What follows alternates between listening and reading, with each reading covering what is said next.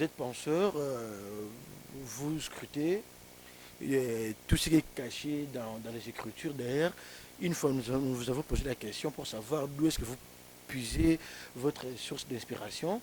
Vous nous avez dit c'est dans les écrits, mais aussi à travers les chansons. Jésus-Christ, l'unique Fils de Dieu, et la Bible, c'est le livre par excellence. Ton point de vue quant à ça? Jésus-Christ est l'unique Fils de Dieu. Et la Bible, livre par excellence. C'est ça. Au fait, depuis qu'on nous a légué la Bible, on nous a interdit de réfléchir. Comment ça, Enoch?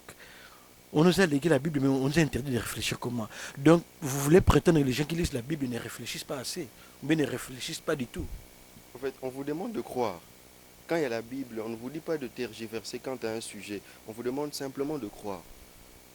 On vous dit donc, c'est ainsi. Et puis, quand il y a isme, le isme est dogmatique. Quand il y a isme, c'est quelqu'un qui est derrière tout ça.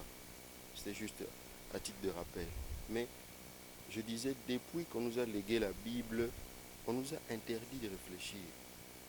On nous a interdit toute réflexion. C'est grave. On vous demande de croire et non pas de réfléchir.